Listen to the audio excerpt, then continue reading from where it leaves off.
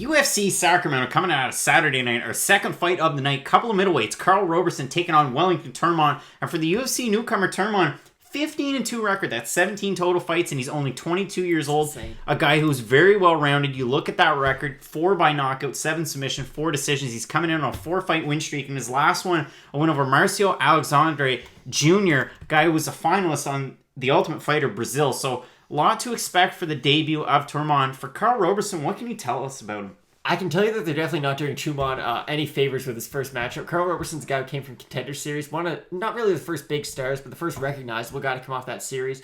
He has really good wins over guys like Ryan Spann, who we saw in his last fight knock out Minotauro Nogueira. He beat Darren Stewart by submission, which is always an impressive win. His only negative is he doesn't have much of a ground game. Offensively, his submissions are okay, but he doesn't offer much defensively on the ground. But if he can keep the fight standing and in striking range, I mean, he could have a really nice performance in this fight. This is one of those fights that there's going to be a lot of unknown. I'm sure you're going to hear some fighters, some different things, voice their opinions. And as far as those odds are concerned, pretty much up in the air. I mean, Roberson right now is about a 2-1 favorite, and I think those are pretty juicy odds as far as that's. Yeah, without a doubt. I mean, Roberson, in all honesty, should be like maybe a 3.5 to 1 favorite. So if you're betting on Karl Roberson, it might not be the worst idea, just due to the fact that he does have the UFC experience on his side, and he has put up some really good performances in the UFC. And there's just not a whole lot to go off of with Wellington's career, just due to the fact that he hasn't really fought in, the biggest of organizations yet. So it should be a really interesting fight. And Craig, who do you have winning this one? Picking Karl Roberson in this one. Looking forward to him getting the win in the octagon. Yeah,